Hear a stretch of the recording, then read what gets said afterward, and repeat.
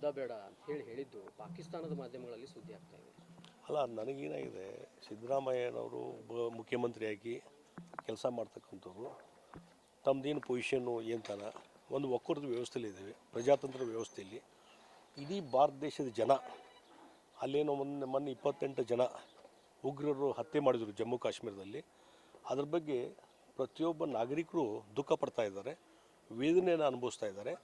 ಅಷ್ಟೇ ಅಲ್ಲ, ಈ ಉಗ್ರಗಾಮಿಗಳಿಗೆ ತಕ್ಕ ಶಿಕ್ಷೆ ಮತ್ತು ಅಷ್ಟೇ ಅಲ್ಲ, ಈ ಉಗ್ರಗಾಮಿಗಳಿಗೆ ಟ್ರೈನಿಂಗು ಮತ್ತು ಅವರಿಗೆ ಎಲ್ಲ ರೀತಿಯಾದಂಥ ಎನ್ಕರೇಜ್ ಮಾಡುವಂಥ, ಇನ್ಸ್ಟಿಗೇಷನ್ ಮಾಡುವಂಥ ಕೆಲಸ ಪಾಕಿಸ್ತಾನ ಮಾಡ್ತಾಯಿದೆ. ಇದು ನೋನ್ ಫ್ಯಾಕ್ಟು, ಪ್ರೈಮಾಫಿಷನ್ ನೋನ್ ಫ್ಯಾಕ್ಟ್. ಇದು ಇದ್ದಾಗ ಇವತ್ತು ಇಡೀ ದೇಶ ಹೇಳ್ತದೆ, ಒಂದು ಪ್ರಧಾನಮಂತ್ರಿ ನರೇಂದ್ರ ಮೋದಿಜಿಯವರಿಗೆ ಕರೆ ಮಾಡ್ತಾ ಇದ್ದಾರೆ, ನೀವು ಒಂದು ಆ್ಯಕ್ಷನ್ ತೊಗೊಳ್ರಿ, ಒಂದು ಸ್ಟ್ರಾಂಗ್ ಆದಂಥ ಒಂದು ಮೆಸೇಜ್ ಅವ್ರಿಗೆ ಕೊಡಬೇಕು, ಎಲ್ಲ ರೀತಿ ಆ್ಯಕ್ಷನ್ ತೊಗೊಳಕ್ಕೆ ನಮ್ಮ ಸಪೋರ್ಟ್ ಇದೆ ಅಂಥೇಳಿ ಅವರು ಜನ ಹೇಳ್ತಾ ಇದ್ದಾರೆ.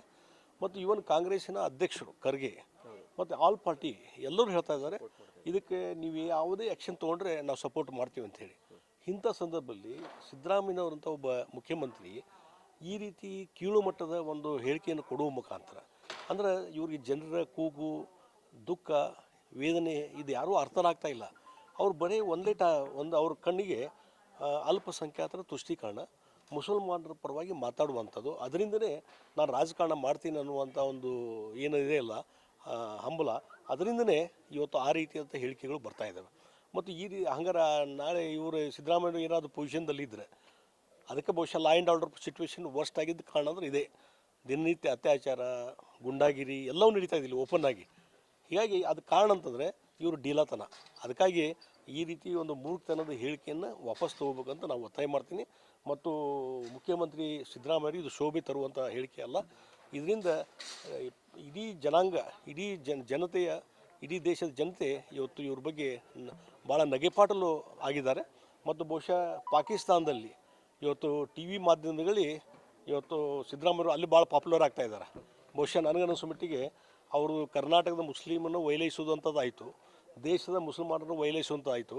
ಈಗ ಪಾಕಿಸ್ತಾನದಲ್ಲಿರ್ತಕ್ಕಂಥ ಮುಸಲ್ಮಾನರು ಅವ್ರನ್ನೂ ಸಂತುಷ್ಟಗೊಳಿಸುವಂಥ ಕೆಲಸ ಸಿದ್ದರಾಮಯ್ಯ ಮಾಡ್ತಾರೆ. ಇದನ್ನು ಕೈ ಬಿಡ್ರಿ.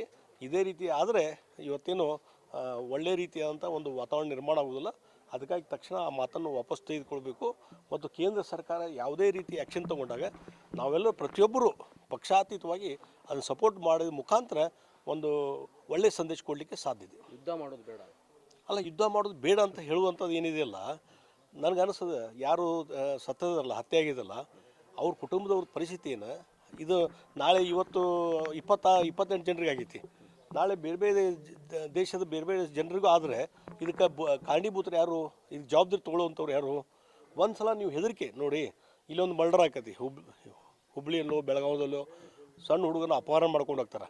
ಅದಕ್ಕೆ ನೀವು ಮೊನ್ನೆ ಗುಂಡೈಟ್ ಹಾಕಿದಂಗಾರೆ ಗುಂಡೈಟ್ ಹಾಕಿದವ್ರನ್ನು ನೀವು ಪೊಲೀಸ್ ಅಧಿಕಾರಿನ ಬಹುಶಃ ನೀವು ನೇಣಿಗೇರಿಸುವಂತ ಕಾಣಿಸ್ತದೆ ನನಗನ್ನಿಸೋ ಮಟ್ಟಿಗೆ. ಸಿದ್ದರಾಮಯ್ಯನವರು ಅವ್ರ ಮೇಲೆ ಆ್ಯಕ್ಷನ್ ತೊಗೊಳ್ತಾರೆ. ಇವರು ಯಾಕೆ ನೀನು ಗುಂಡು ಹಾಕಿದೆ ಅಂತೇಳಿ, ಆ ಗುಂಡು ಹಾಕಿದ್ದಕ್ಕೆ ಎನ್ಕೌಂಟ್ರ್ ಮಾಡಿದ್ದಕ್ಕೆ ಇಡೀ ಜನತೆ ಇವತ್ತು ಶಬಾಷಿಗಿರಿ ಕೊಡ್ತಾ ಇದ್ದಾರೆ ಪೊಲೀಸ್ ಅಧಿಕಾರಿಗಳೇ.